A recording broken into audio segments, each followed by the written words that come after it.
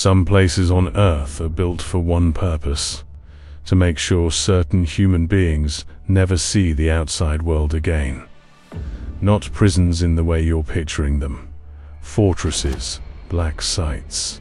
Islands designed so escape isn't difficult. It's mathematically impossible.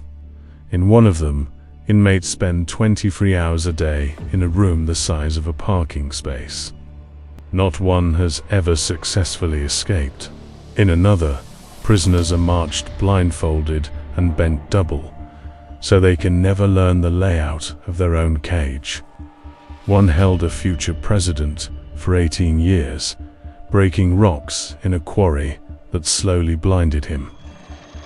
Another has held men for over 2 decades without a single trial. These are not myths.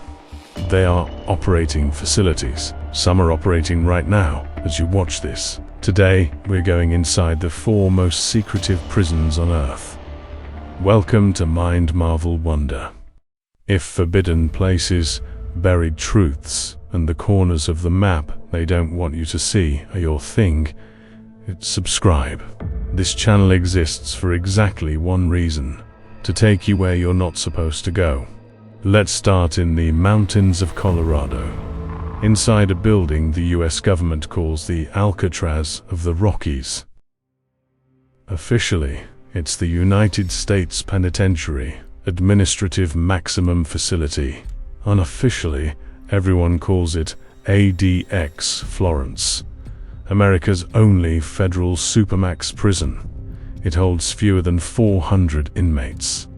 Its inmate roster reads like a list of history's most infamous criminals: Unabomber, the Boston Marathon bomber, the men behind the 1993 truck bombing of the World Trade Center.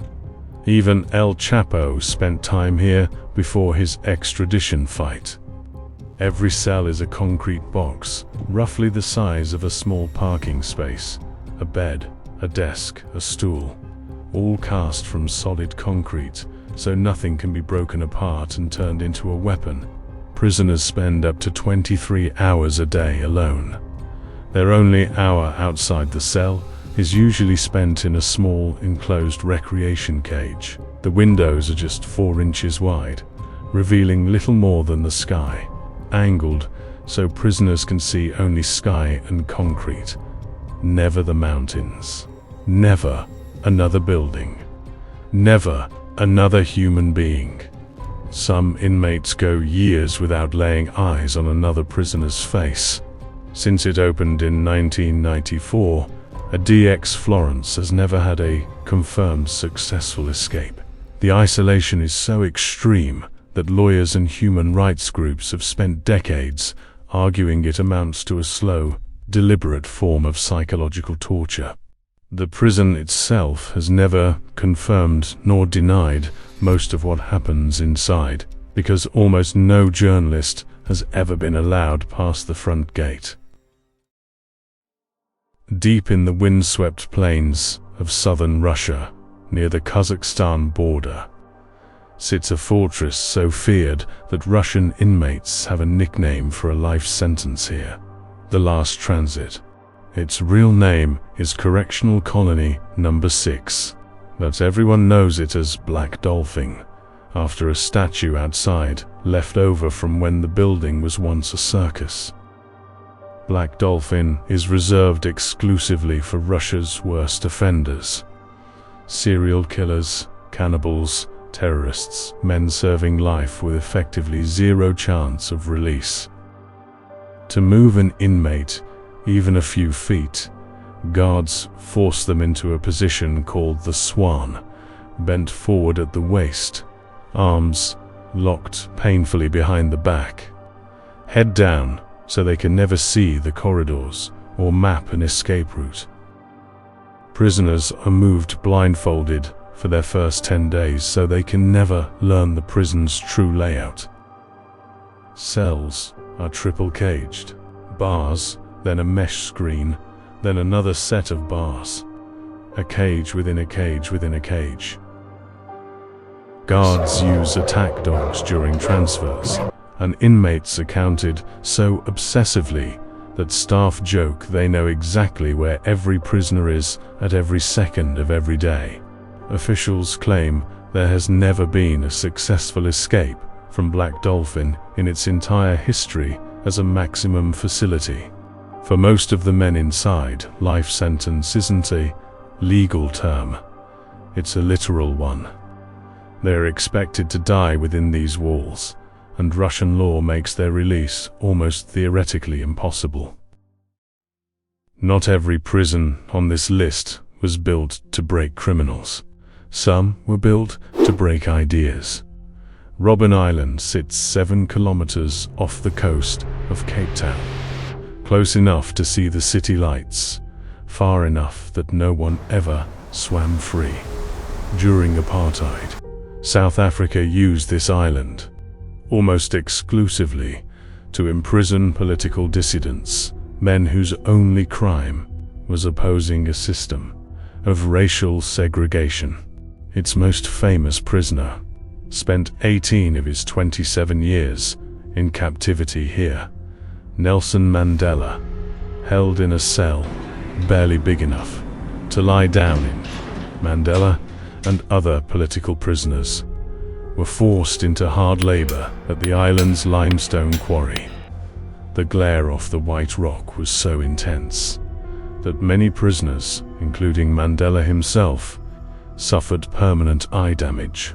Mail was censored, visits were rare, and prisoners were classified by race, with black prisoners receiving even harsher treatment and smaller rations than others held on the same island.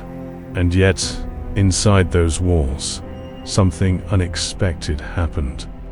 The prison became what former inmates now call the university, a place where political prisoners secretly educated each other.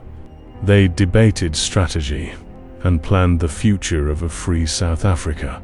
Robben Island held political prisoners until 1991, closing entirely as a prison in 1996, just 2 years after Mandela became president of the very country that once locked him away. Today, former political prisoners, some who spent decades inside, now work as the island's official tour guides, walking visitors through the same cells that once held them. In 1999, Robben Island was named a UNESCO World Heritage Site, transformed from a tool of oppression into a monument against it. On a US naval base, leased from Cuba since 1903, sits one of the most controversial detention facilities on the planet. After the September 11th attacks, the United States opened Guantánamo Bay detention camp to hold suspected terrorists captured overseas, deliberately placed outside US soil, in a legal gray zone. The first detainees arrived in January 2002, held in Camp X-Ray, outdoor chain-link cages, concrete floors, no walls, exposed to Cuba's blazing heat and sudden storms. Detainees were held without formal charges, without trials, and in many cases, without any confirmed timeline for release. Camp X-Ray was replaced by more permanent facilities, but the core practice remained indefinite detention, largely outside the reach of ordinary courts. At its peak, Guantánamo held nearly 800 detainees. Many were never charged with a crime at all. Reports of force-feeding, hunger-striking detainees, extended solitary confinement, and interrogation techniques classified by human rights organizations as torture have followed the facility for over 2 decades. Multiple US presidents have promised to close Guantánamo, none have succeeded. As of the mid-2020s, a small number of detainees remain, some held for over 20 years without ever facing a trial.